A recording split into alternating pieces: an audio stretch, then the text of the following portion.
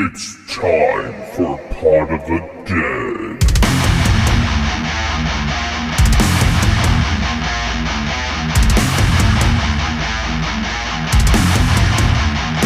Join us!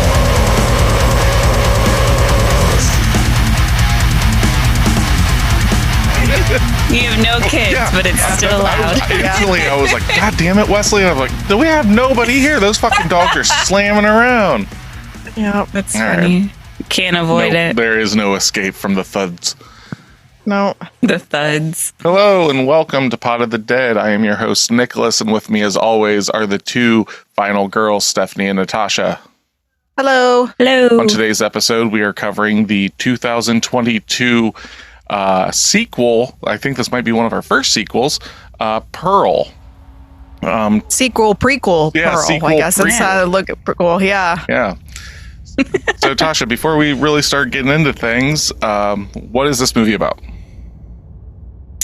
Pearl is a 2022 American psychological horror film directed by Ty West and co-written by Ty West and Mia Goth, who reprises her role as the title character, and featuring David Corenswet, Tandy Wright, and Matthew Sutherland, and Emma Jenkins Purro in supporting roles.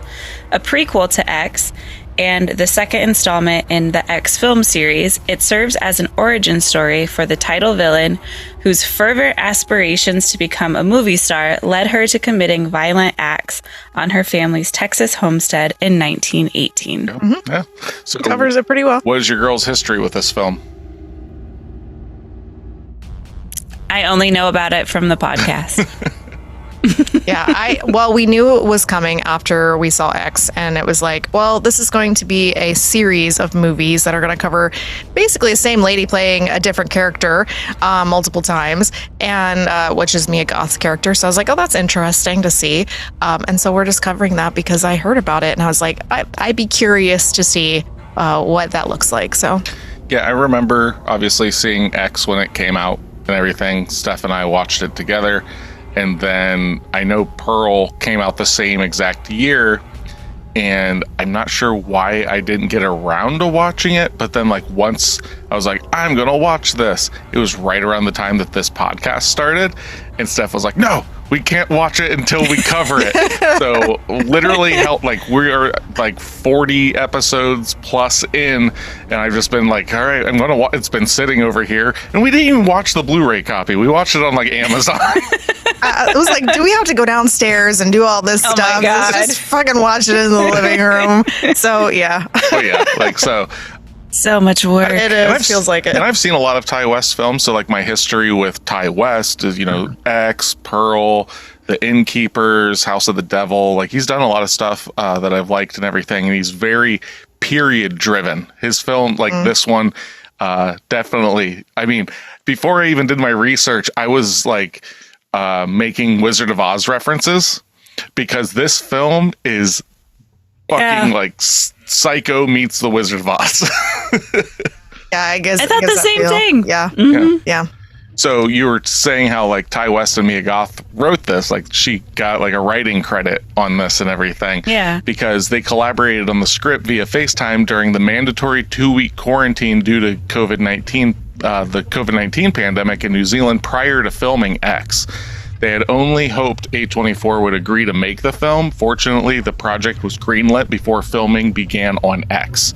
So they were literally like that 2-week period to start filming X. They wrote this film, and Oh, shit. and we're just like, it would be really fucking dope if they give us the okay. And then like A24 is like, sure, because like Ty West was basically like, here's how we can crunch numbers. Here's how we can, like make it worth our while. That's why they shot them back to back. Like there was no time between them.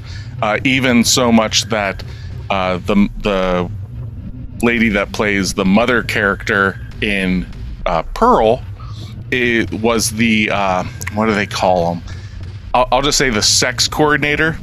So basically in X, they would have somebody on set that would make everybody feel comfortable and just be like, like this is going too far or whatever, like there's a specific name, but she did that on X, And then Ty West was like, I think you would be great for the role of Pearl's mother. Then she like comes in and does that. So there's a lot of that kind of stuff, like intermingling of like, all right, we can just use this, we can do this, like crunch all this in.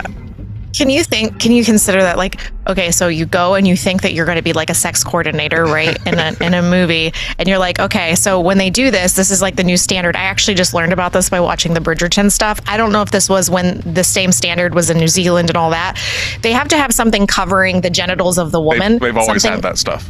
Yeah, no, there's a new thing they added. So it has to be something covering the genitals of the woman. There's something that's covering the genitals of the man. And then they have a bump. Yes. And then they have to put a bumper between their bodies. So there's 3 layers of, like, to keep anything from happening 3 or degrees it being of separation. Basically, yes. And when I was watching this interview with them talking about doing it for Bridgerton, they were saying it was like a balloon type thing that they have to put there in order to keep, like, it's not just like a piece of cloth. It's like legitimately something that separates the genitals completely. So there's no like maybe oopsie touch kind of thing because they're trying to separate. Obviously, they're not making porn. We're just trying to make a movie that looks like they're having sex, but they're not actually having sex. So it was interesting. I thought it was fascinating. Something that's really interesting, though, that just kind of comes up with that. It's like the whole idea of what is the difference between art and porn, right? Yeah. Like, at the end of the day, you are shooting porn. Because the idea is to simulate sex. You're just not showing it, like, to the degree of, like, full penetration and stuff like that.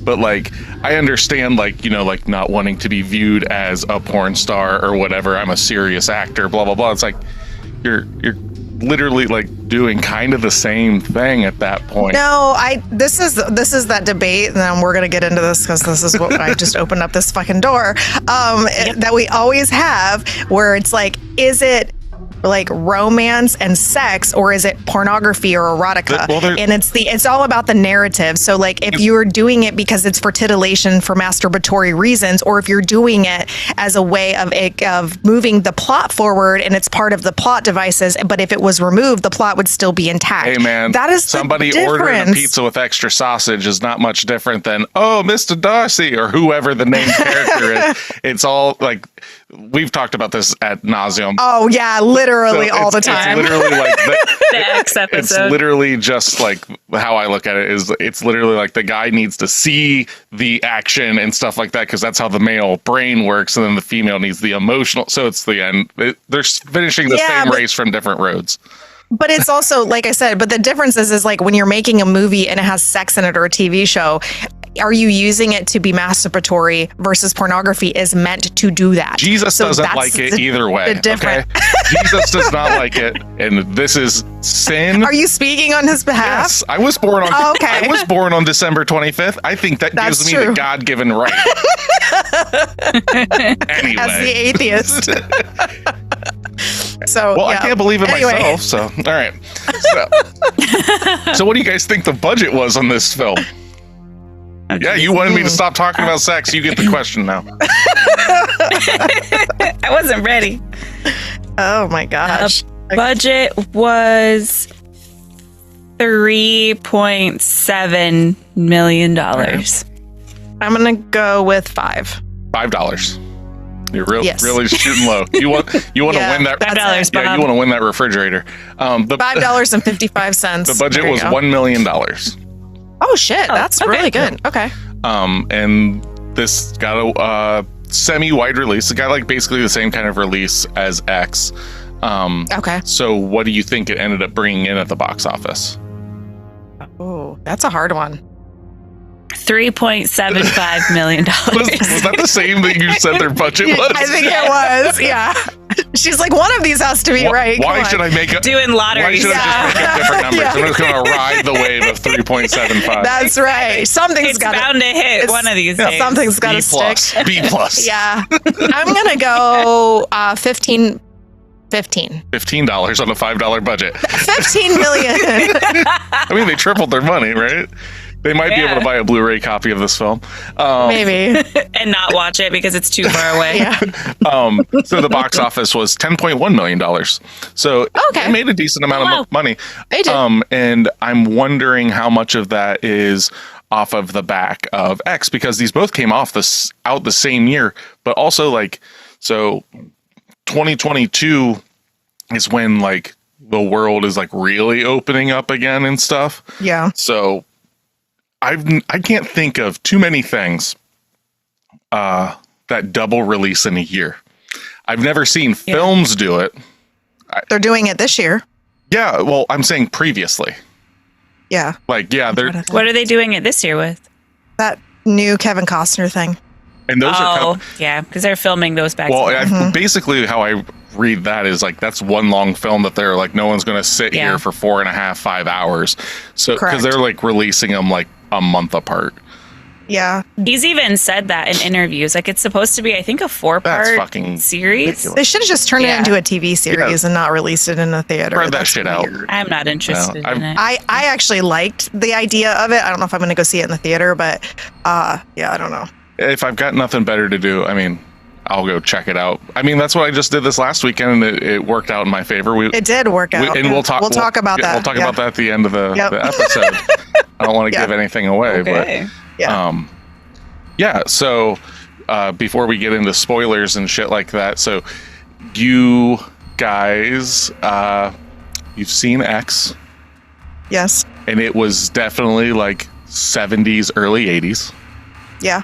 This is like World War I. Yep. And definitely its own. I can't think of too many other horror films off the top of my head that that are set in that time. So like when I'm talking about like it's Psycho meets Wizard of Oz, like they went real hard with like the Technicolor and stuff in this. Yes. Which was on purpose because Ty West initially wanted to make this film in black and white.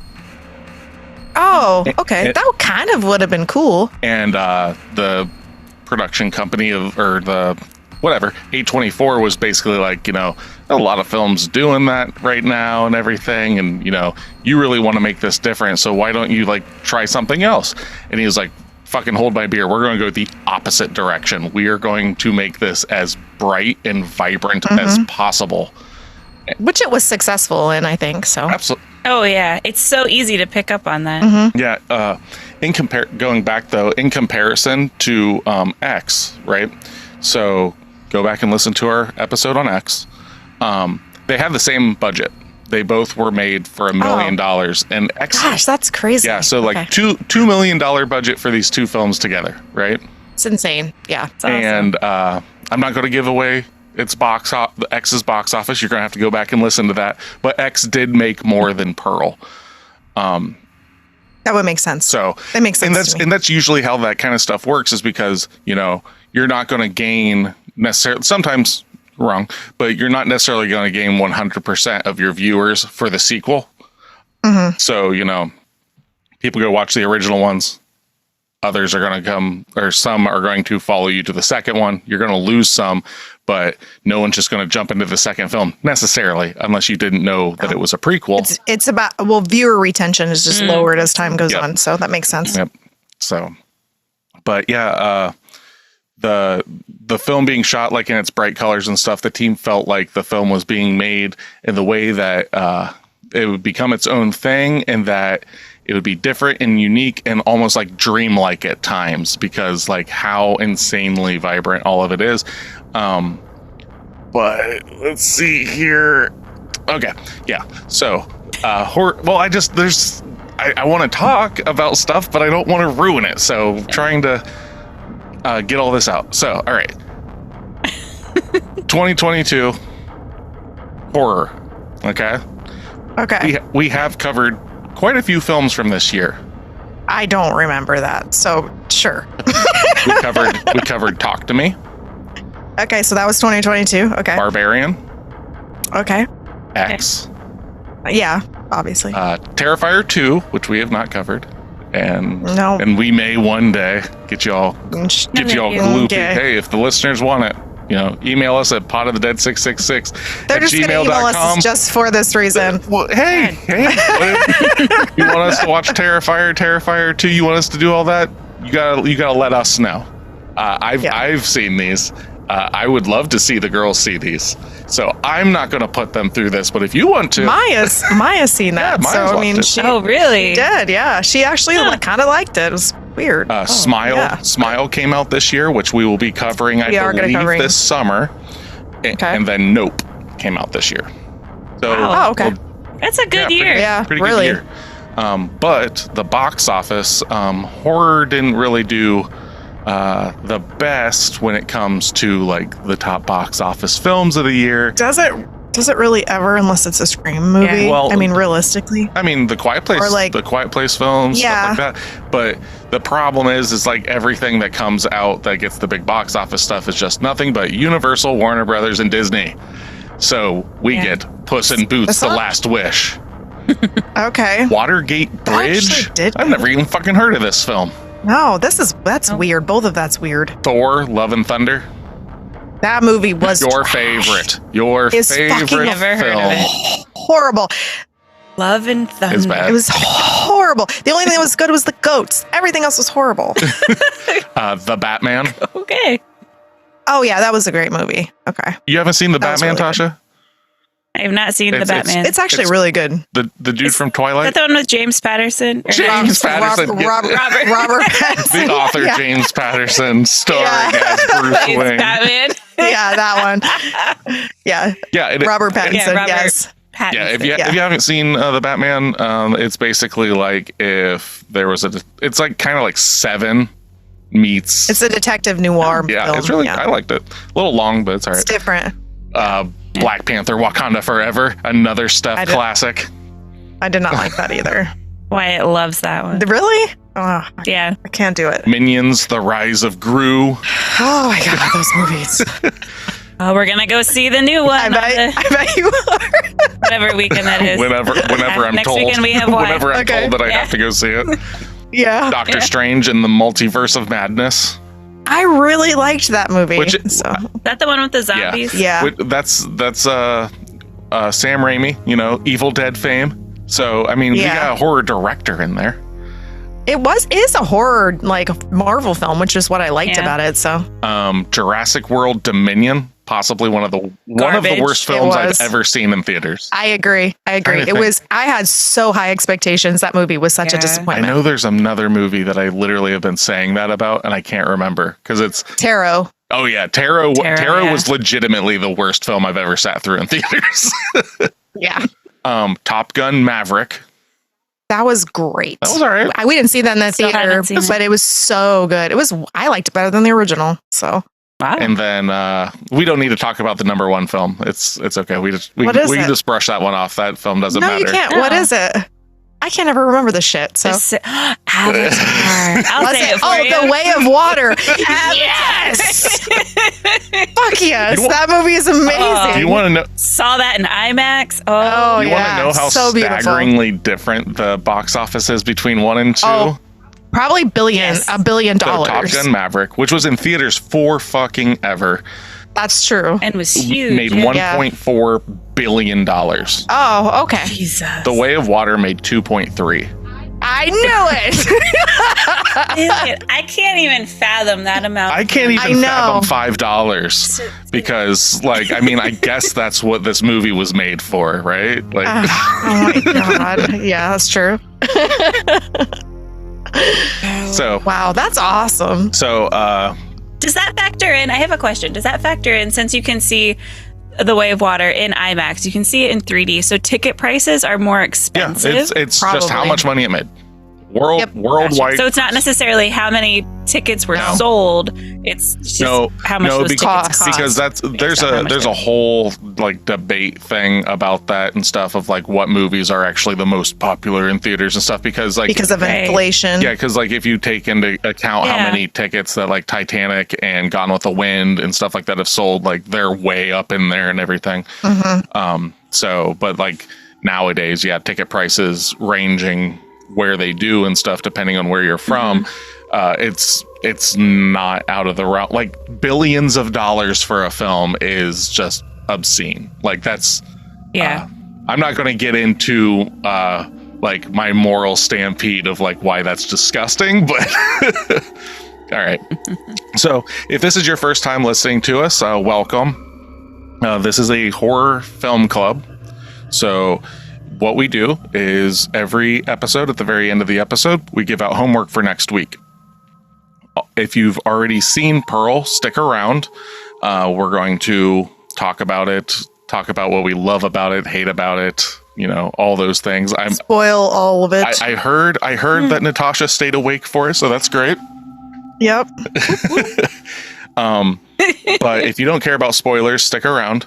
At the end of the episode, we do give out the homework for next week, so you can watch it for the next episode. We also usually give out some, like, we champion a few things that sometimes are horror related, sometimes they're not, sometimes they're tentacle porn, sometimes they're metal bands, sometimes they're James Patterson novels or James Patterson led films Or movies.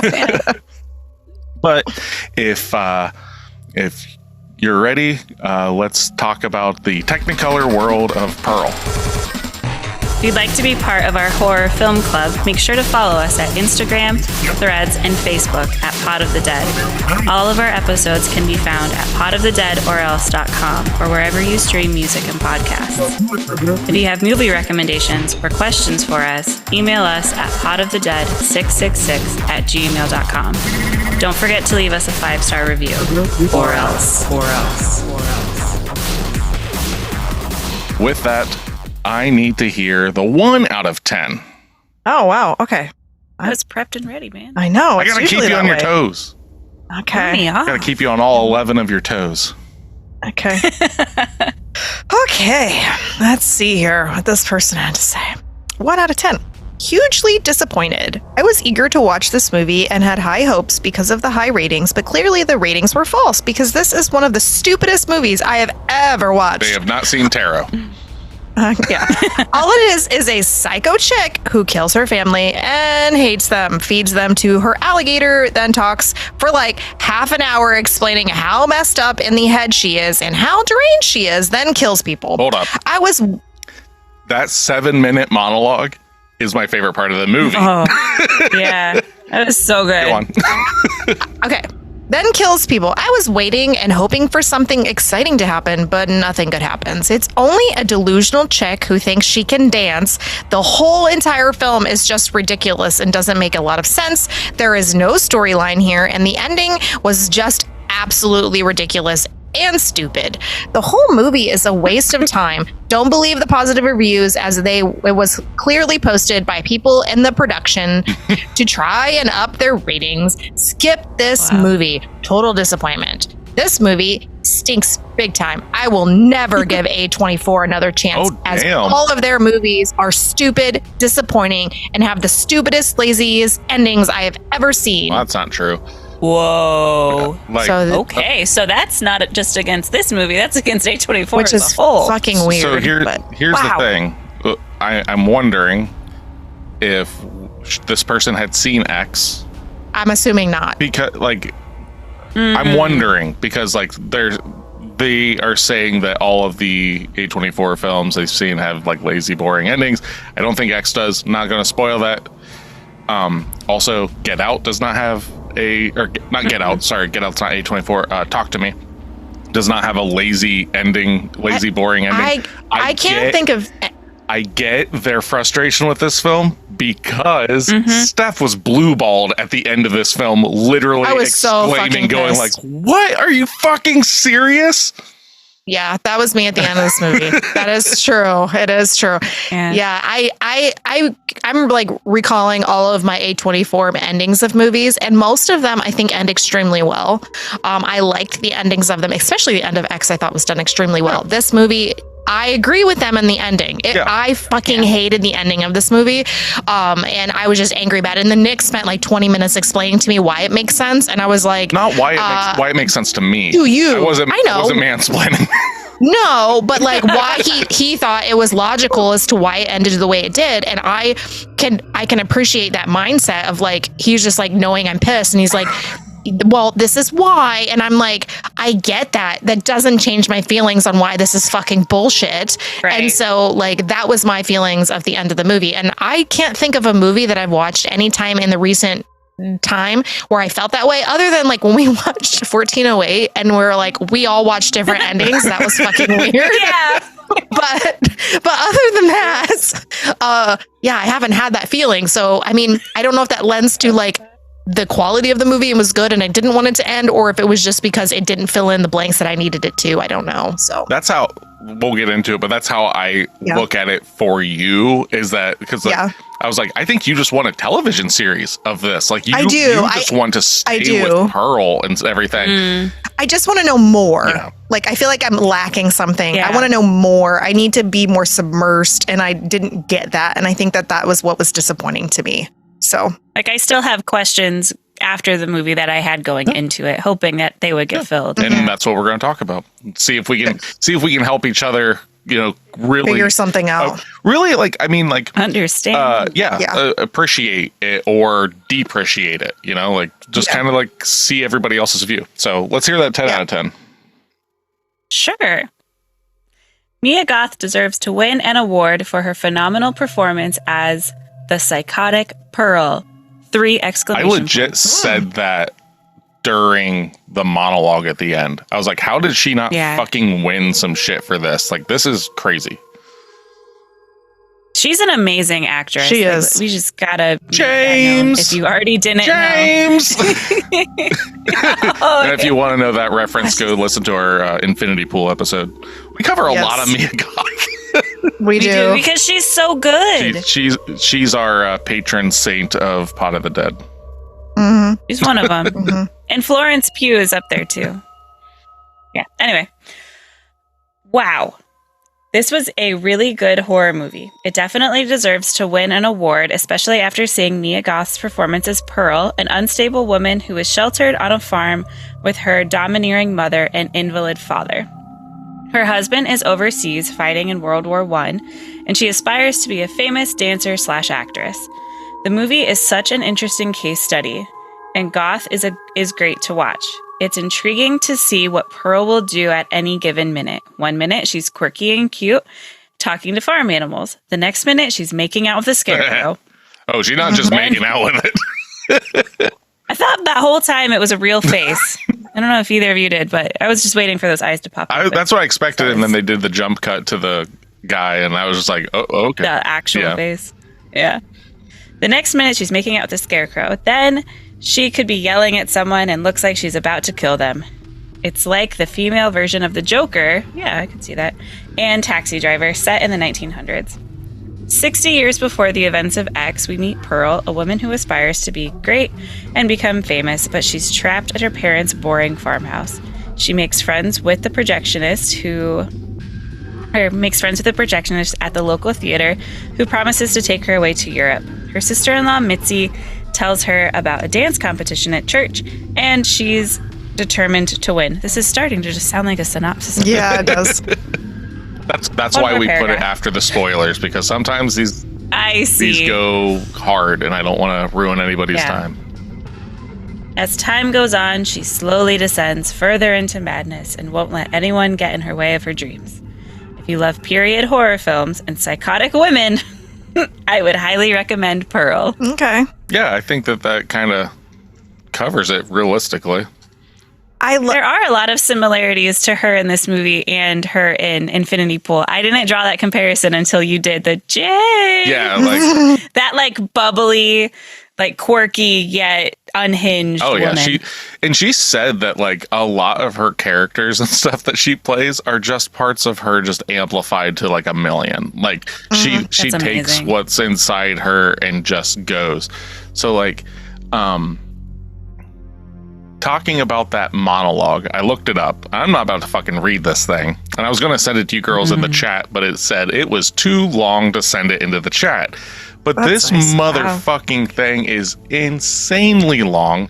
And that scene, like I said, took something like 7. I've got it here if I can bring up my notes. that the monologue goes on for 7 minutes and 57 seconds. It consists of 17 shots, and the last shot goes for 5.5 minutes. It's so chilling, because you watch this insane person go through this emotional roller coaster of just letting their inner being actually be seen, like knowingly be seen for the first time. And it's insane. Like there are certain things in that monologue too that like you can relate to, like of feeling like left out or wanting to be like everybody else, you know, like why do you have it so easy and I have it so hard and all that stuff. Yeah. And like that monologue, I'm trying to think of anything else we've covered in this show, but that monologue is probably the best bit of dialogue that we've, in my opinion, that we have come across in our podcast, because I was just like, I could watch this monologue fucking like 10 times. This is so fucking good. But even better than Jeremiah's monologues from last week. I would say so, because like his monologues are just like, they're really, really, really good, but they're also like 30 seconds, maybe a minute. I see. The length of this and like that it just keeps ratcheting. Like watching her like, Howard, I miss you and all this stuff, and I really fucked up and da da da da da, and just it's, oh god, it's so fucking good. See, that's the difference between me and this. Like, I appreciated it and I liked it, but that's not what sold it to me. Like, I'm not a big monologue person in terms of that kind of stuff. Like, I can understand like the emotive part and like what she's explaining and the horrors, like of you're getting the peek behind the veil, basically. But to me, it just read as like just staring at somebody, like what the person in the 1-star review was like, we're just staring at somebody talking to a screen for 7 minutes. Yeah. The best thing about this movie for me personally, it was like, you don't, and I'm trying to recall, you don't get necessarily this in-depth of a viewpoint on the starting of somebody becoming and lapsing and like falling into madness, essentially, as it like, usually you get like the victim's perspectives, you're getting the bad guy's perspective, but why they become the bad guy. And I always find that fascinating in any movie that you see, whether that's a horror movie or something else. It's because you don't normally they focus on the victims because they want you to feel sorry for them. In this case, you're definitely getting an insight into this person's craziness, and you just get to hang out with that crazy person for 2 hours, basically. Yeah. And it's different in that way. And you have empathy for them. And I think that's why they probably don't do that in a lot of movies, because they don't want you to have feelings and empathy for the bad guys, because that's not their intention. But reality is that everybody's human, regardless if you've been bad or you're good. That's same with her. Like, you can feel sorry for her while also be disgusted by the things that she does. Yeah. And like, it's really, okay. So this film, I wouldn't say is like an amazing movie or anything like that, but goddamn, as a companion piece to X, like to really, like, you watch X and it's like, you know, it's like it's an old lady slasher and like that's about it. You know, like you just kind of get that. But then to like really get, like, I think it was super ballsy of Ty West and Mia Goth and everything to just go balls deep and be like, you know, that like 80s slasher film, we're gonna fucking do Wizard of Oz, like, even to the point with like Dancing with a Scarecrow and like all that kind of shit. The riding on the fucking bike was like the like, yes. fucking, all that shit, because like when she's like riding into town for the first time on that bike, I'm like, I'm gonna get your little dog too, like that. I literally said that like as the film's going on, and then like researching it, it's like, yeah, that was intentional. I was like, never in a million years, like I thought I was just being a fucking douchebag, and it's like, oh, no, you caught that. Yeah. But like, yeah, just it's cool. I remember Steph saying something. She's like, I guess it's horror because there is like some murdery stuff and everything, but she's like, it doesn't play off as a horror film. Is that correct, Steph?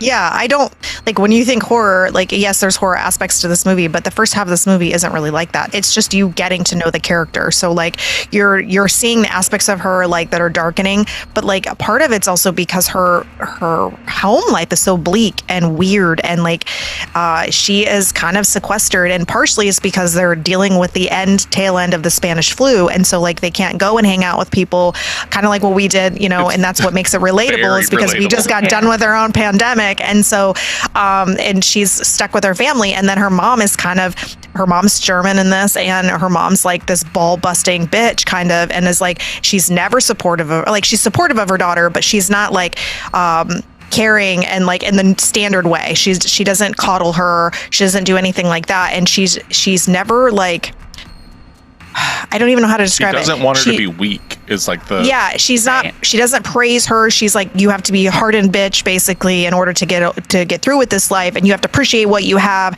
and deal with it. Like, that's her mom's perspective. It's just weird because it's kind of how I was raised in a weird way.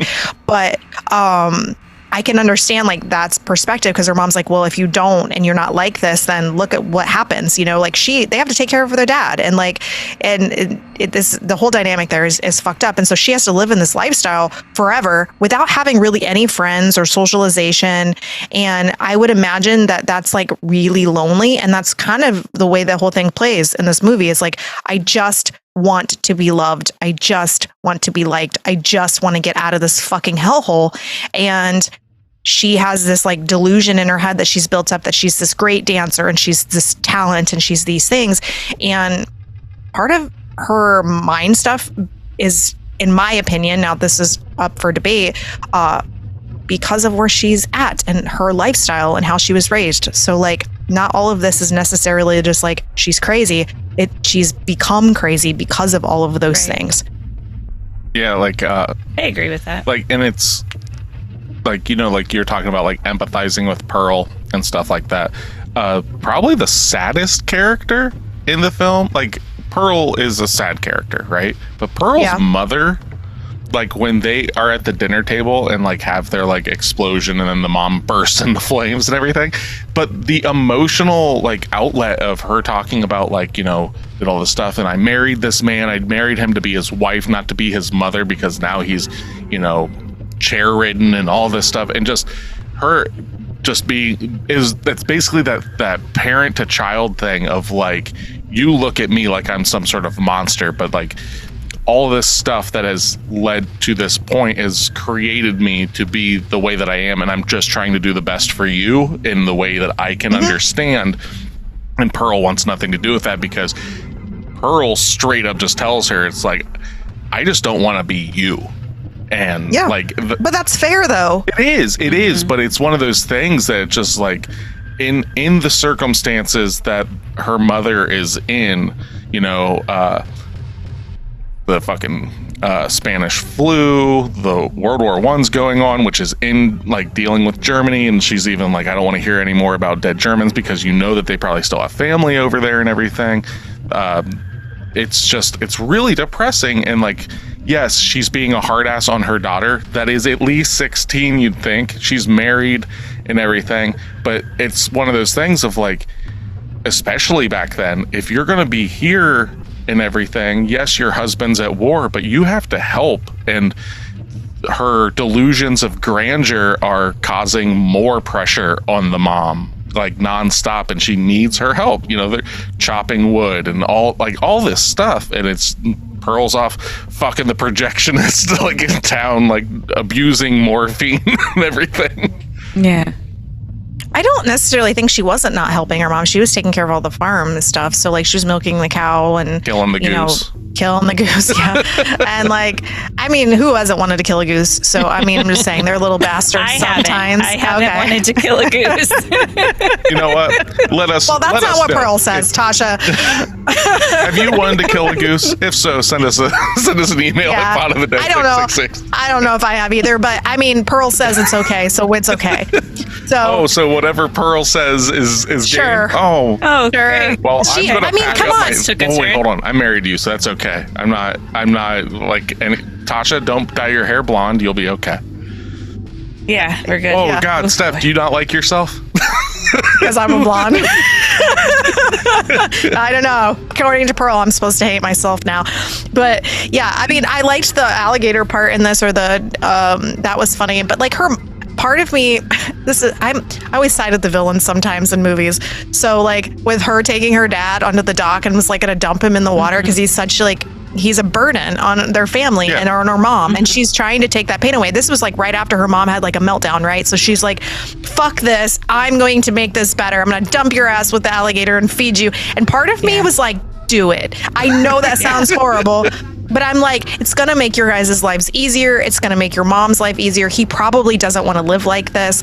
And it's like, if you don't want to end him, which that doesn't end up being the case in the end, but just dump him in with the alligator, give that alligator some food, and I would like move on. I would like the world to know that if I have become a burden and bedridden and stuff, don't feed me to a fucking alligator. You can kill me other ways.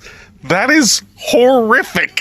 It is, but she hasn't taken that step yet. I know, to, like, but be a murderer.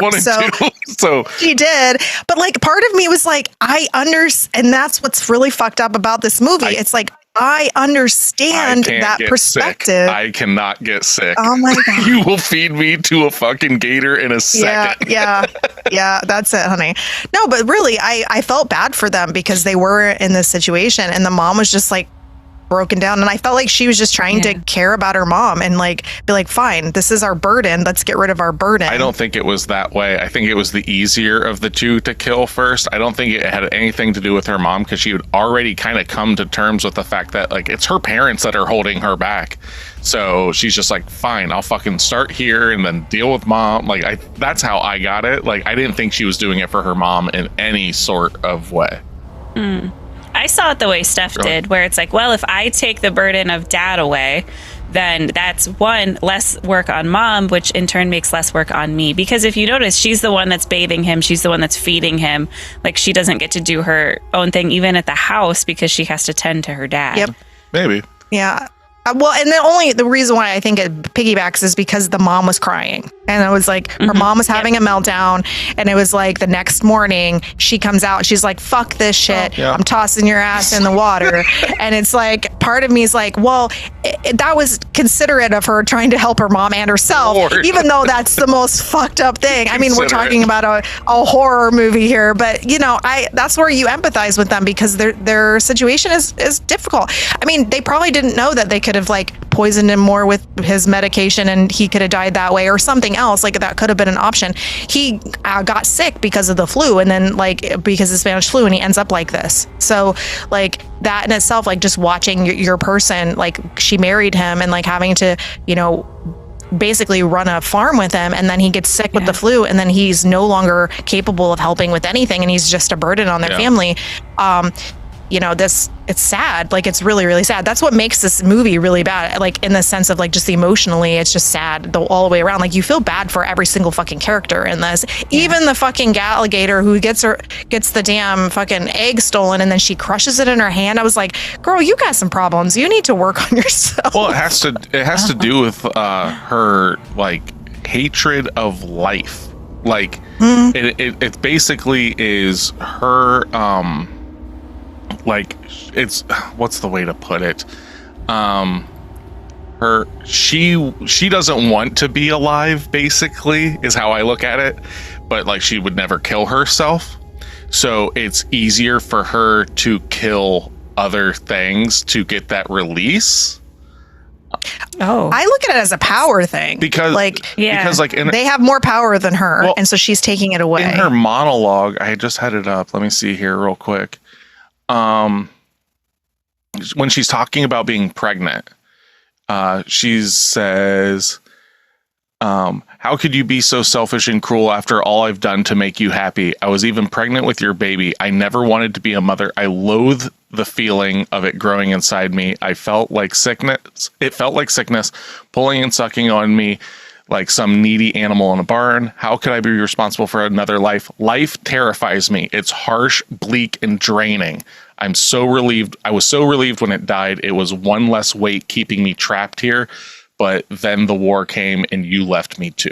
So like there's that whole thing. But that makes sense. Where it's just like life, like she is just so torn down that just like the things dying around her give her some sort of like cathartic release in a way. Like, I don't think it's so much of like a, haha, I killed you per se. I see it as like, this is her way of, she hates her circumstance because she talked 100%. previously in that monologue about like Howard was her way out. Oh, yeah. So killing everything that's a part of this current life then makes that current life go away, keeping nothing in her path to then become who she wants to be. And that is how I read it. Not so much like she's like living vicariously through killing these people, but just like these are the people that are the reason she's in this circumstance. So if you off the people and the things that are causing her life to be this way, then her life would be better. I would 100%. I would agree with that if the alligator wasn't involved, because that has no bearing on her being held there or anything like that. Like the goose makes sense, you know, all that stuff. But the alligator thing is just, it's literally like, I can get my hands on this and I can kill it and everything. And it's one of those things of the escalation of she wants to kill her parents ultimately, and it escalates and to that. And she's like experimenting with other things, because you see her like pinch her dad to see if there's a reaction, to strangle her dad to see like what happened. So it's like she's working up to do what she ultimately wants to do. Well, I look at it as like smashing power. So like an alligator egg is technically the embodiment of like what it could be as powerful, right? So she goes and she's like, I can crush this in my hand, which is also an egg, you know, or whatever. And she's like, I can kill this. And then she's working her, like Tasha said, she's working up the momentum to do the worst of the worst. And like, and she can crush this powerful thing. She can crush her father or her mother or whatever. And the mother thing was actually an accident. So Yeah, like, but that wasn't even happy intentional. accident. It was a happy accident. Yeah. It's actually how a lot of like serial killers, like escalation killers, it ends up working. Because like, not to get all like investigational whatever, but like usually like serial killers, that it's usually sexually driven, you know, and it's say, sorry, trigger warning if this, you know, but it's usually rape that escalates into murder.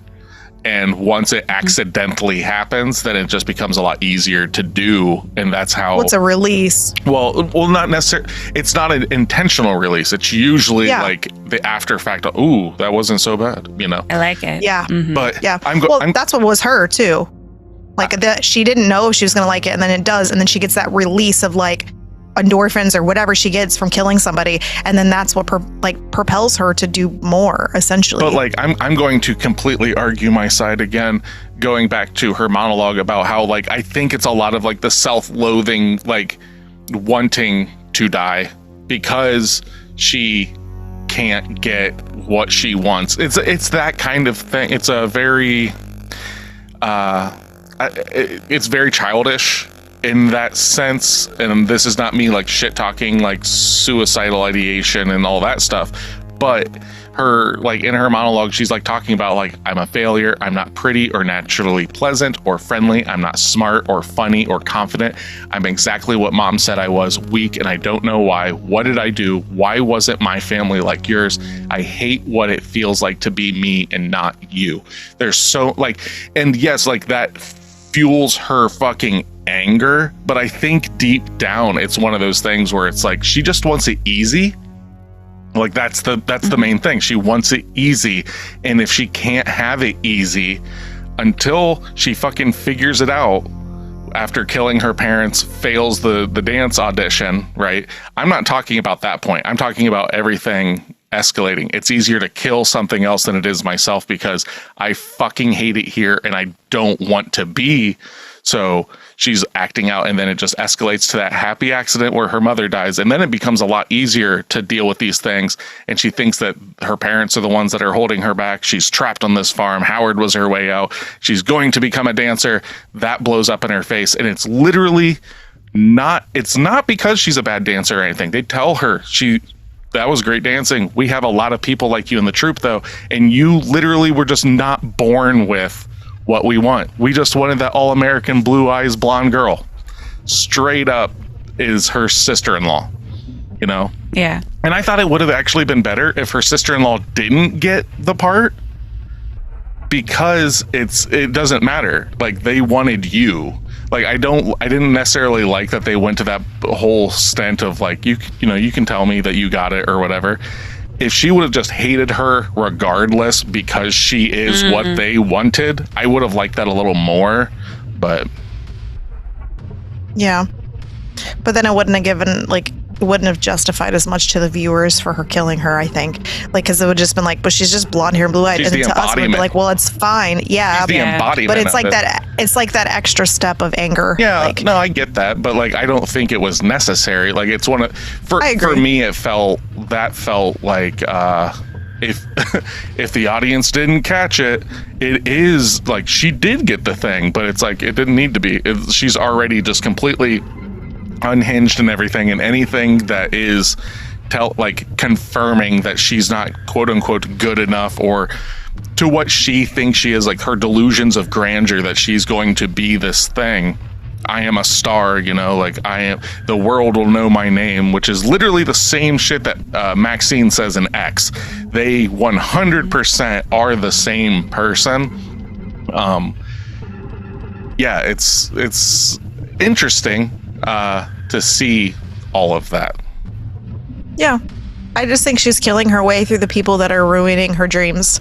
Basically, she kills the guy first because he gets creeped out by her and doesn't want to give her what she wants, and then she kills. He said that he was going to take her to Europe and that she could star in these kind of films, which that was an actual film that was shot in 1915. Some people have argued that it was later, but that was an actual early pornographic film shot in France. Well, the one thing I have to wonder about that with him and his intentions is, like, I honestly, I don't think his intention was ever to do anything nice for her. I think his intention was trying to sleep with her the entire time. It wasn't like he was portraying this good guy in order to, like, give her this false sense of security, and then so he can sleep with her and tell her all the right things. Then he takes her home because he feels bad, like it's the right thing to do, because in some way he's still mildly a gentleman, I guess. And then she's like really excited, like a lot of like younger impressionable people would be in that situation.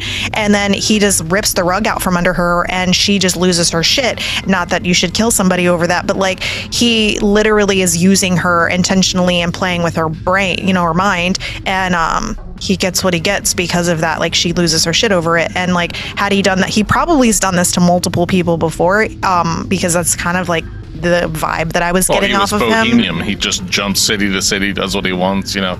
Yeah. It has his casting couch. Like, was I the only one that noticed that? Like, when she comes in, it literally was like, you know, like a fucking porn casting couch, like, but it's just all shitty looking. And I was like, oh, this guy is like, even before he shows like the fucking the stag film and everything, he just like thin mustache, like all of this stuff. I was like, this dude's like a porn producer, but like in the teens.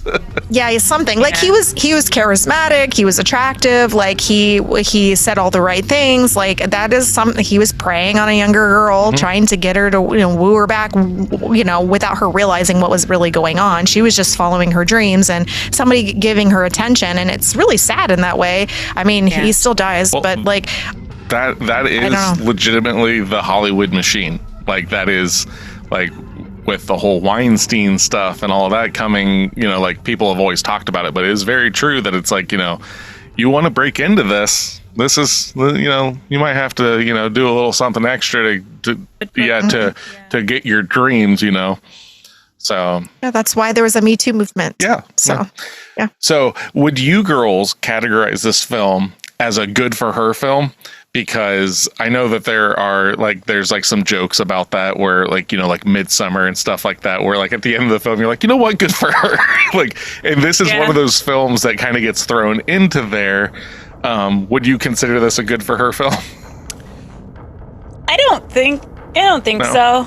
I think it goes a little too far, where she's justifying killing, but it doesn't necessarily, I don't know. And I guess in Midsummer, it doesn't necessarily need to happen that way either. But it just, like Steph said, like, her mom doesn't want to be her mom either. So Pearl doesn't want to be her mom, but her mom was just kind of dealt this hand and she's dealing with it. And I mean, Pearl even mentioned like that daddy didn't have to die that way. Yeah. Like she feels actual remorse for her dad. That's the one. Right. So this is a snapped movie in my mind. Like she's, like you guys have said, she's just ramping up more and more. And it's just watching somebody fall into psychosis. See, and Steph wants a sequel to Pearl, basically. More Pearl in the 20s and 30s and 40s and 50s and 60s. That's what because I'm not trying to speak for you. I'll just... She says that there's like too big of a gap between the two films, and she wants that. She wants the Howard Pearl relationship upward. Yep. Yeah, I agree with that. So that was a question that I couldn't remember her husband's name from the first movie. It's the same guy. Yeah, that's Howard. Yeah. Okay. Yeah. So like that was my big question. So I couldn't remember if that was the same relationship or if something happened between those two and then she just found somebody else. No, that would have sucked. That would have been fucking horrible. Like if that were Yeah, no, that's what bothered me about this movie was like I was like waiting for for her to come out to him and like tell her what's going on, and then him like doing basically from my perspective of him and X, and I don't want to spoil a bunch of things, but like he is the doting husband. He will do anything to give his wife what she wants. And you know, I wanted to see, and that's what I felt like was lacking in this movie, was at least some blip of that, of where we got to see where like he sacrifices, you know, whatever he does in order to give her or to save her or to protect her from, you know, possibly, obviously the cops situation because she's murdering all these people, but also participating in killing the people for her and like letting, because we know from the other movie, like some of the stuff that she gets into later on in life with these people and like because of her whatever. And like, I wanted to see that. Like, I thought we were getting a Pearl movie that was then going to give us at least a little bit of something with her husband and what we got to see in X, but it didn't. And that's where the ending is like so abrupt. And I was like, this is fucking stupid. I need something. And like, there is too much of a gap between 1918 and the 70s. Like, that's a lot of years of not knowing. Yeah. So I like the ending in that case, now that I know that Howard is Howard, where it's kind of like, and the rest is history. Yep. Like, you guys know where this goes. It definitely does, because like it even brings up like the end, like kind of thing. Yeah. And then we bear witness to Pearl's deranged smile that carries through the end credits. That was unplanned. With Ty West refusing to call cut and letting the emotions play out, Mia Goth's smile becomes more strained. A tear falls down from her face. She even does an impatient head shake as she's waiting for him to call cut. So it was just like, let's just keep fucking going. Let's see what happens here. I do 100% sympathize with like the like I called it earlier, like the blue balls at the end of the film, because you literally exclaimed like, are you fucking serious? Like, yeah.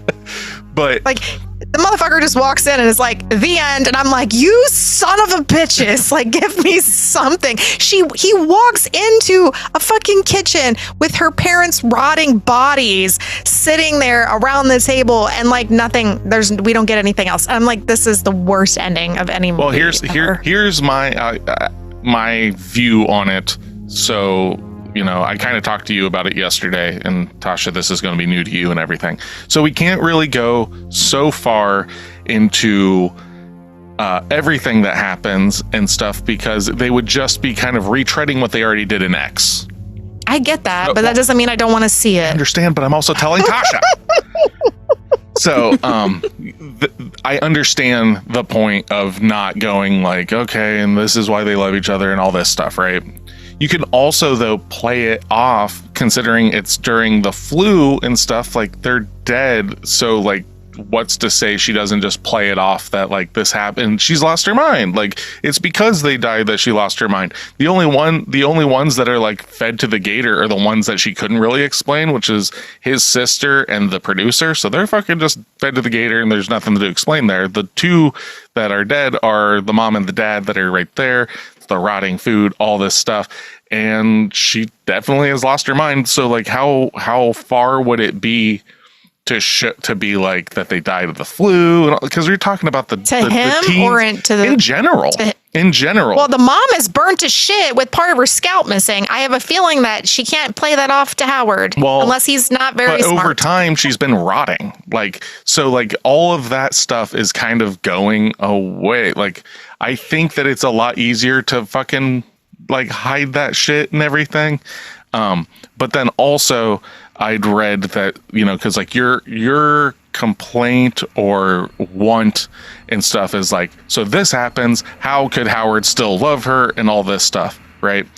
I don't necessarily believe that. I mean, he's already devoted himself, like, in his to this degree, though. Like, I mean, apparently till death do you motherfucking part, because he's in fucking X. She's pushing it. She's pushing it to its possible end. But no, like, is he facilitating and all this stuff, not only because he loves her, but the fear of what will happen if he doesn't. So that's another bit of it, is like, he loves her and stuff, but is it also self-preservation in a way? I don't think so. You don't believe? He just got back from war, and he's from an affluent family. I don't believe that at all. It doesn't matter. He so badly wants to live on the farm and everything. That's why she's stuck there and all this stuff. Like, he's not gonna, like, he has basically what they had kind of like alluded to and stuff, is that his parents do not like the lifestyle that he decided to lead. Like, it's almost like that you're going to take over the family business kind of thing. He's like, I'm going to go shovel pig shit.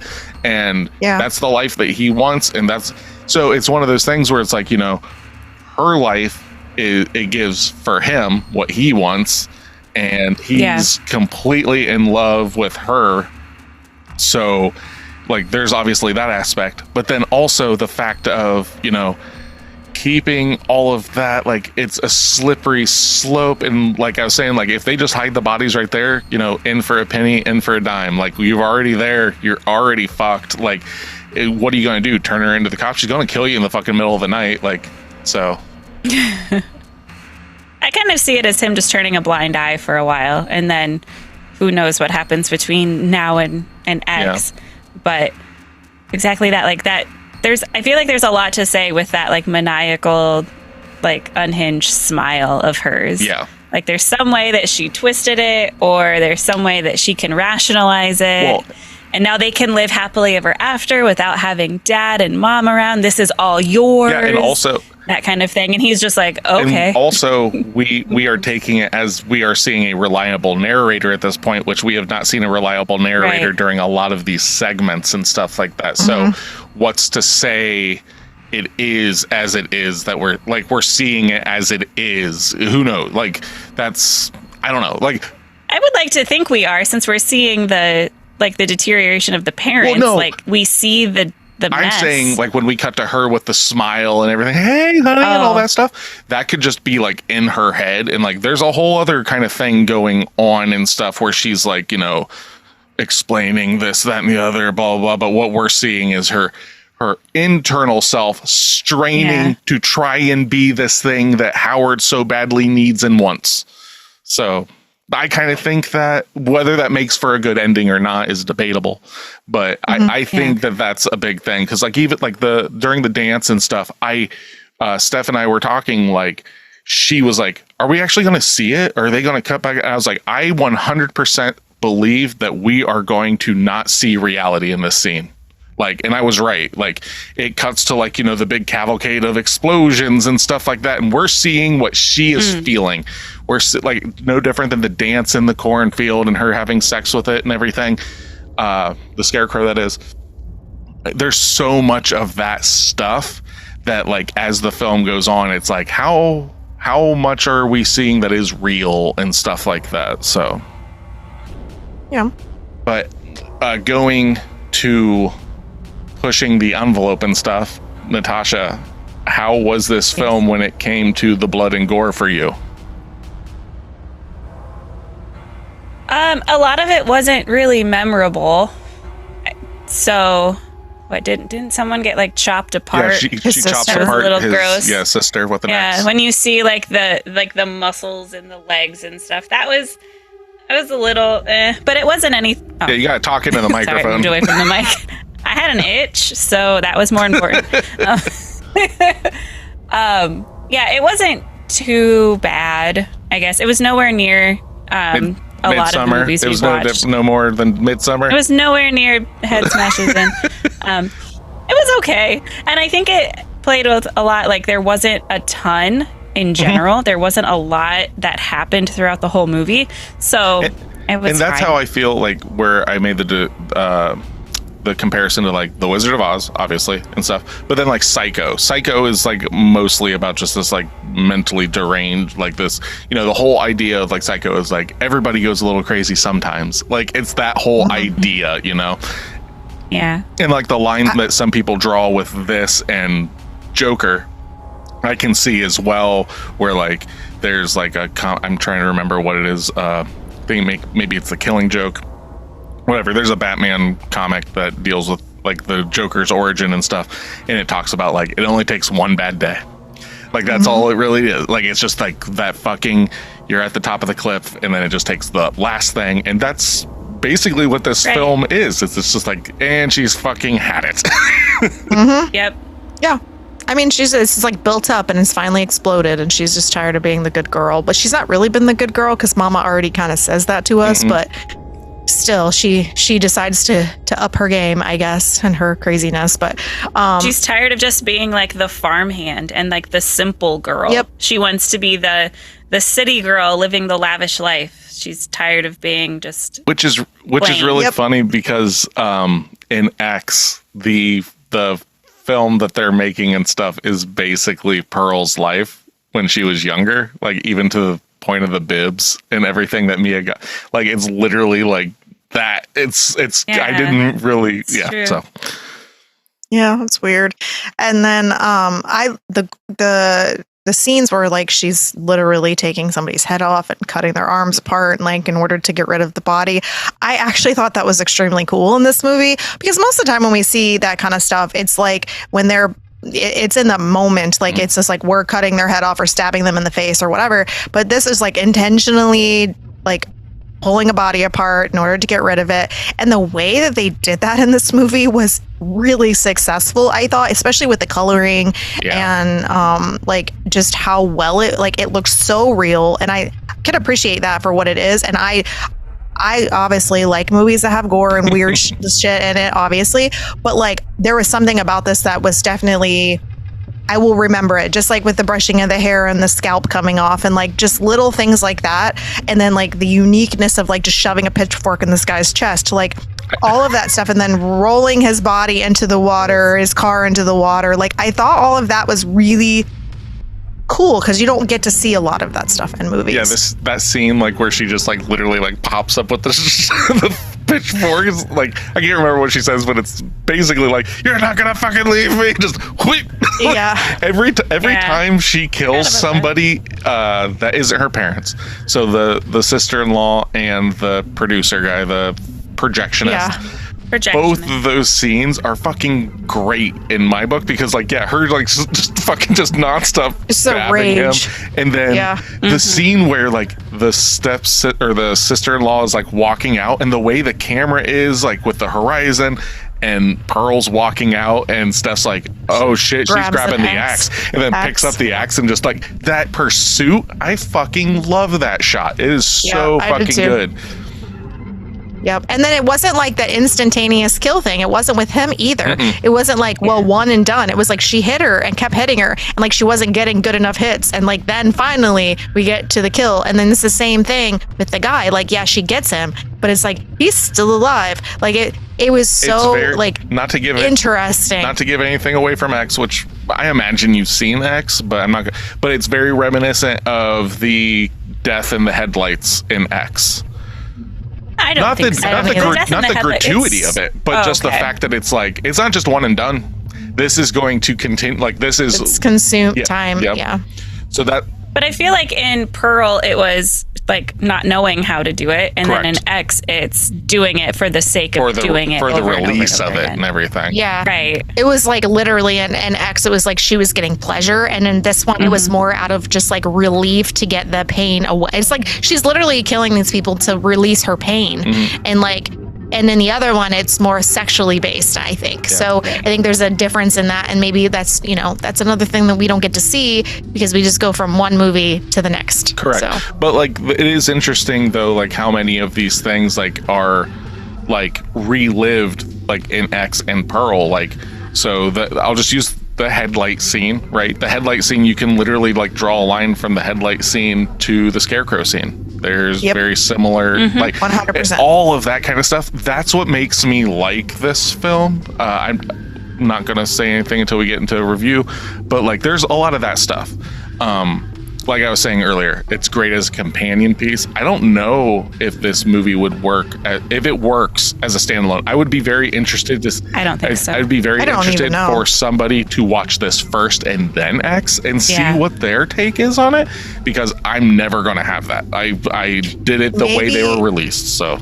Maybe we should try this out on one of our children and be like, hey, you haven't seen X yet. I know you want to see it. Can you watch Pearl first and then tell us what your perspective is? And then with seeing X secondary, because then we can get a little bit of a different viewpoint. Because the only child of ours that I know, Kylie could do that and Maya could do that, because Noelle's already seen X because we watched it with her.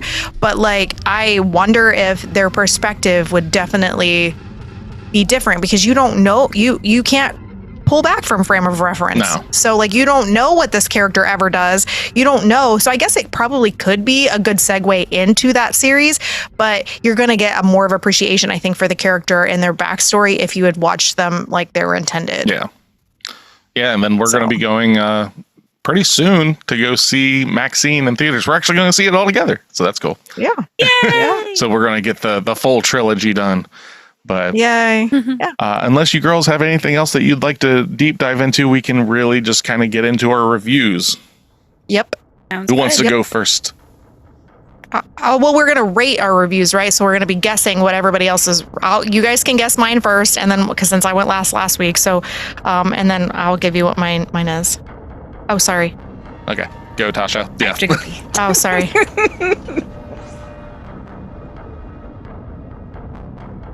Yeah, you must have looked down when she did it the first time, because she did it, and I was like, okay, then stop for a second, and then you started talking. I was like, I'm literally over here like, no, time out. It'll be easier if you just stop for a second to edit. Yeah, once she threw up the timeout, I was like, she's got to go to the restroom. So Yeah.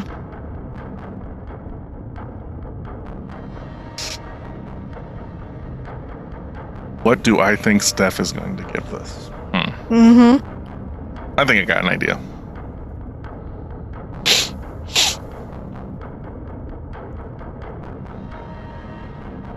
I just got a message from Maya. I said, how are things going today? She said, I went to the trading post and got some small stuff.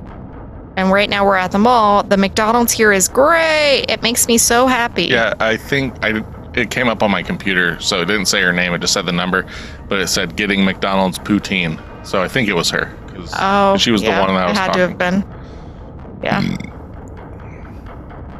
I'm glad they're having fun. Poutine and Canadian. Yeah. I think so, yeah. It's awesome. Yep, it was Maya that said All right. that. Okay. So we're going to rate Steph's. All right. What do you think I'm going to rate it? I'm going to make sure I wrote it down. Yep, I've got a number. I did. Okay. Do you have a number, Tasha? Okay. I'm going to say you're giving it a 5.75. Okay. I was thinking a 6.5. Okay. What are you giving it, Steph? I have 6.5 Oh, down. damn. So Tasha wins. Yay! Yeah. All right, that's better. Yeah. I only thought you were going to rate it lower because of your blue balls at the end. Yeah, I mean, but overall, the movie was shot really well. I thought the acting was superb, and I thought it was beautiful. Did I love the narrative overall? Not a lot. Would I rewatch it? Maybe, but I also have to appreciate it for like just the acting in general, and like the way that it was put together was unique and it was entertaining. Like I didn't feel like it was a 2-hour movie, so like it definitely wasn't. It was only 140 something. Well, I mean, a longer movie. And so I wasn't like waiting for it to end, I guess. I thought it was interesting and I liked it, but I didn't love it. So yeah, 6.5 is pretty fair for me. This is a movie though that you would have loved an extra 10 minutes of like, and this is what happened. Like almost like during the credits, seeing their life a little bit, maybe. Kind of. Like a montage. Yeah. That would have done it for you? Yeah. Okay. Yeah, for sure. Cool. Yep. All right. I guess I'll go next. Okay. Sounds What do you good. guys think? I think you gave it a 7. I'm going to guess a 6.25. I'm giving it a 7. Okay. Damn. Damn, Tasha's you really guys. good today. Damn. It would have. Okay. I'm so proud It of myself. would have been a should be. 6.5 if it weren't for that monologue. That monologue is so. Okay. That monologue is a 10 out of 10. Like, so fucking good. I'm not sure. I can't remember off the top of my head what I gave X. I want to say I gave X like an 8, somewhere in there. Because I do believe that X is the better of the two films when it comes to being a film. Like, just a sit there and watch. Like, I could rewatch X like any given time. This one I definitely have to be in the mood to watch. But yeah, Mia Goth, like, holy shit. Like, her performance in this movie, the mother's performance, what did I give it? What did I give X? You gave it a 7. Oh, okay. So I think they're they're basically similar. Wow. Yeah. So, they're different films, and you get different things out of them. Like, this is so much more of an emotional, like an anger piece, and I think it's more beautifully shot. I just think that X is a more exciting film because it's supposed to be. This is not meant to be X, just as much as Maxine is not meant to be either of these films. So yeah, 7. I think 7 is fair. I couldn't see myself giving it much more or much less. Like, I am going. So you like them equally? I guess so. I'm going, but for different reasons. 100%. I am going to watch this again. I'm going to watch the special features because I would really like to see, hopefully, some like talk about that fucking monologue, because if that isn't shown in acting classes and stuff like that, I would be blown away, because like I said, that 7 minutes and 57 seconds is legit the movie like, it's so fucking good. Okay. I rated X an 8. Okay. So that was the separation. So I'll tell Tasha what hers was here in a minute when we're done. I think I know what Tasha rated it. This movie? Yeah. I'm going to say she rated it a 6. I'm going to guess she rated it a 7 as well. Okay. I rated it a 5. Oh my god. Okay. So, Steph, you were closer. Yeah. I'm fucking horrible at this game. It had. Now I know how it feels with the budget game. Yeah. Yes, exactly. Exactly. Yeah. So it had a lot of good, but it also had a lot of not great. I came into this movie expecting it to be more like X. So I would say the first 40 minutes, I was waiting for something to happen, and not necessarily in a good way. Like, so Mia Goth is phenomenal. She's a great actress. I loved everything. Like, I mean, she's in like almost every scene. So that was really nice, but I didn't really care for like the going to the church and doing the dance stuff and all of that. Like, I understand there was a point to it, but it just felt like it was dragging on. I liked the last bit of it where like she is completely unhinged, but this is one that I probably won't watch again unless I'm showing like Pearl and X to somebody Like else. featuring it. Right. I loved the colors. That was definitely something I pointed out at the beginning too. Just like when she's in the barn with the animals, it seemed very Wizard of Oz, very like Charlotte's Web-y. So I liked that, but that's not necessarily what I was looking for in this movie. So where like in like Midsummer, if we want to do like a pretty gore like juxtaposition, I liked that backdrop with it because there was more intensity, there was more jarring than there was in Pearl. I get that. You rated. I really like the. Go ahead. Oh, what? No, go ahead. I really like the monologue. That was the best part, where 100%. she's like just emoting without any expression on her face. So that was great. What did I rate X? You rated it an 8. Okay. Yeah, I think these are pretty. This is a good comparison in rating. Yeah. Yeah, it was good. I liked that it was an origin story. Yeah. But at the end of the day, that's what we're giving. Yeah. I literally. Okay, so this is I guess my thesis statement that I would like to.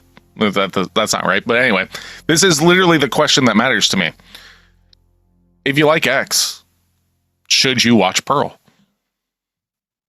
think so. I think you If you I honestly care enough think you about the have character. to, because I can't Yeah. wait to watch X again now, having seen Pearl, Yeah. to see how much more I pick up on and shit like that. Like, Because X is such a different, different storyline, knowing that it's the woman. And then you go, okay, how did she get here? And this gives you a little bit of that. And like seeing the things on her like vanity that have her name on it and stuff like that. So like, you know that there's a bit more to it. This movie, Pearl, you can definitely, when I say you can definitely tell, but it makes sense that it was made in 2 weeks via Zoom. Holy shit. Well, there's so many. It just dawned on me. The fucking brush that she's brushing her mom's hair is the same one that she's using on herself in Pearl or in X. All of those little things, like. I was thinking it was the same farmhouse. It 100% is. It 100% Yeah. is. So it makes sense that it's all of the same stuff. Cool little tidbit before we start getting into like our championing stuff and finding out our final grade.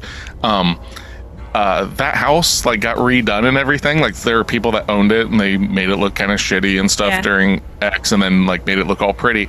They last check, they have not changed the way it looks since Pearl was shot, because they liked how much cool. They made it look. Oh, cool. It's neat. So what is A little incentive to having your house as a stage. Absolutely. Yeah, literally. As a set piece. so what does that give us as our final score, Tasha? Oh my God, get on the game. Wow, I don't know what who I was. forgets? I was so invested in guessing your guys' scores that I completely forgot to do my part. So we have a 7, 5.5, and a 6.5, right? Steph, you give it a 6.5? I did, Okay. yes.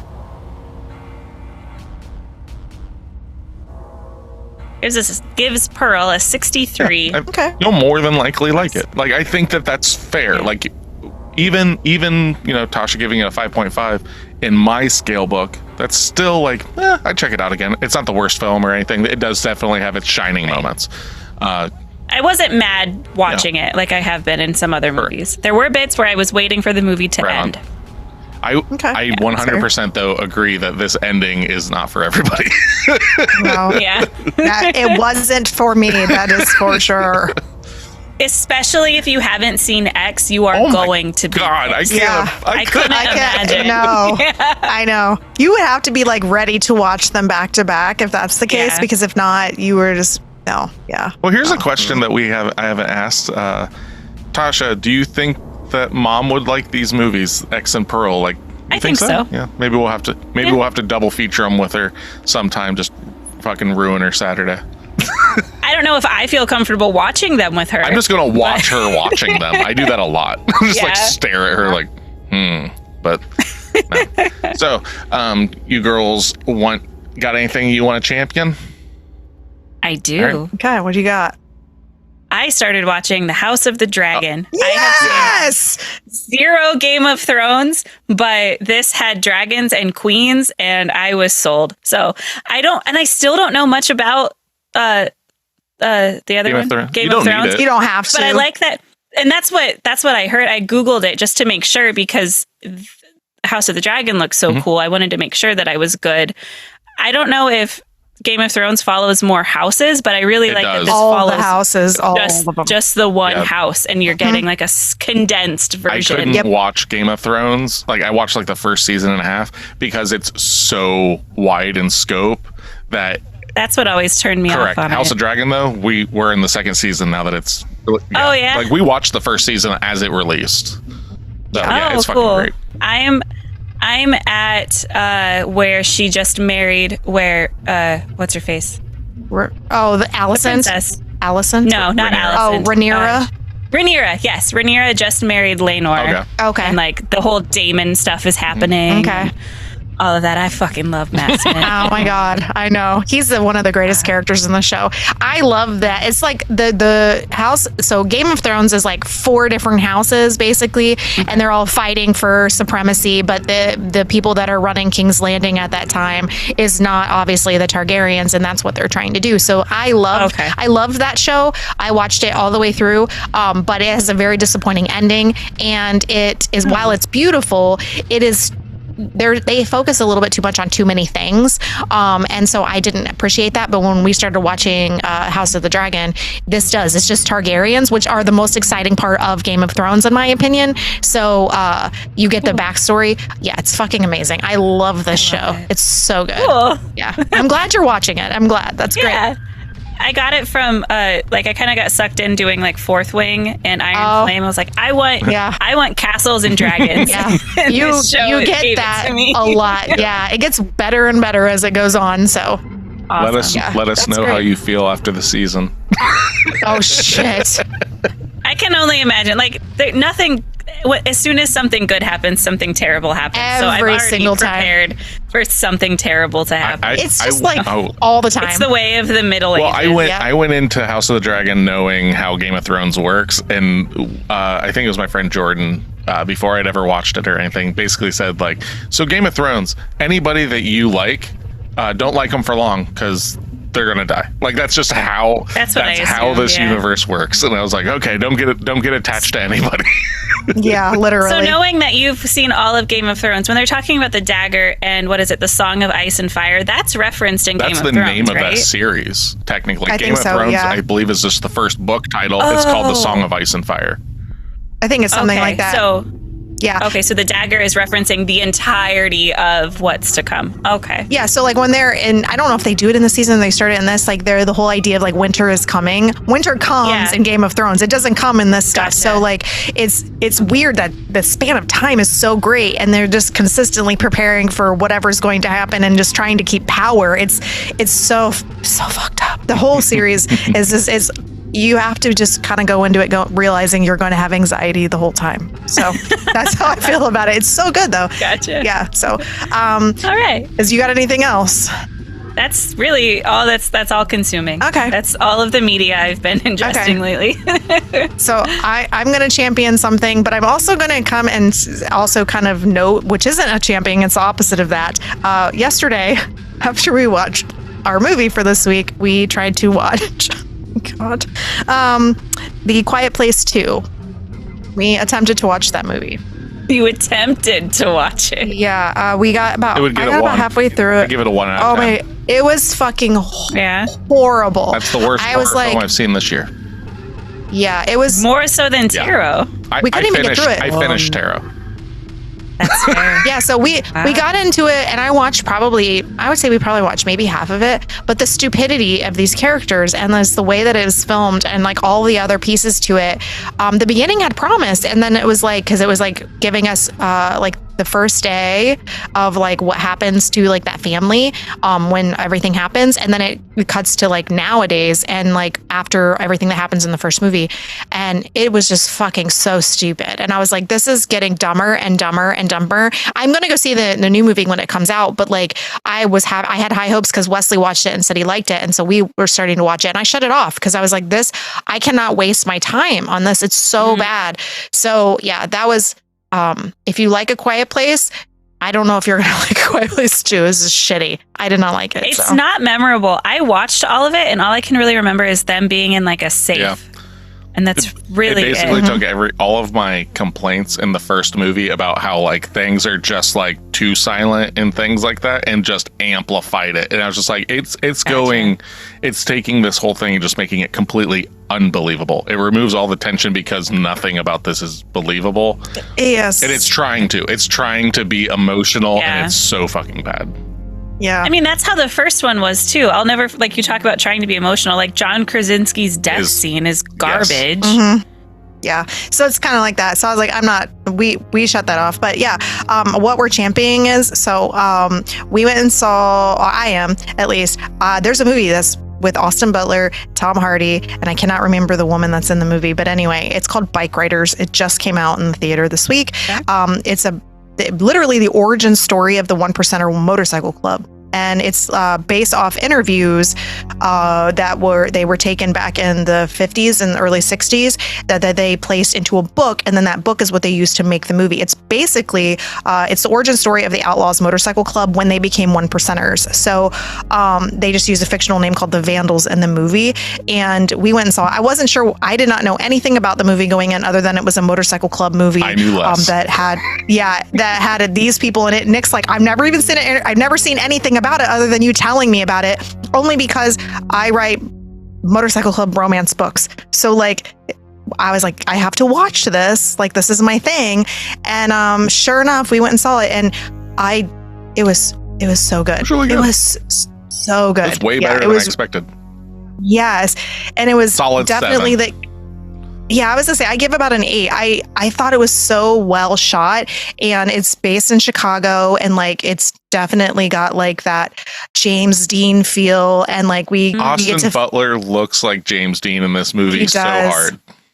He does. Austin Butler is. He's the guy that played Elvis. He's Fade Routha. Oh, okay. Fade Routha from fucking Dune 2, you uncultured swine. Yeah. I still haven't seen Dune 2, but I have, oddly enough, seen Elvis. Yeah. He is a beautiful specimen of a human. And so that was great. And I love Tom Hardy. I think he's phenomenal as an actor, and I really like him. So he did a great job. He's the original president. And then we also got like a little snippet of Sonny in it, which is the person that brought Hell's Angels into fruition. So I thought that was really cool. And there was a lot of famous people in this movie, like not like top A-listers, but like people you would recognize. So I was really excited about it, and I was scared that I was going to end up hating the movie, but I thought it was great. So I'm definitely championing Bike Raiders if nobody's ever heard of it. What's his name? Norman Reedus? Is that his name? Yeah. Yeah, he's who plays Sonny in it. So he just shows up all rotten teeth on a bike, looking like he does. But yeah, it was actually pretty good. You know, you girls kind of stole what I was going to say because we watched House of the Dragon, and we watched the Bike Raiders. So I do always have something in my pocket though that I will champion. Okay. So it's music. Goddamn right it is. I knew it.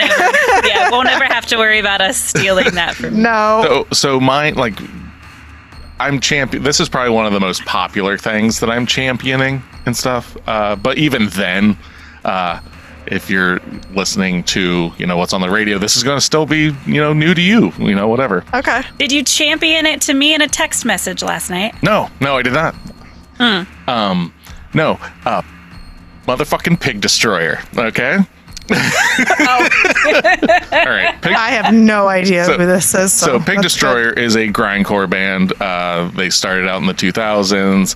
They have put out some fucking amazing albums. Scott Hall, their guitarist, is one of my leading influences in guitar playing and stuff like that. And I am finally going to get to see them in October. Bought my ticket to go see them and the Red Chord up in Detroit. I'm super stoked on that. If you have not heard Pig Destroyer, they have a wide range of styles, but it's all intense. I would say if you want to dip your toe into them, I would say listen to their most recent album. It's called Head Cage. Of course it is. By no means is it my favorite album. Okay. It is the most accessible album.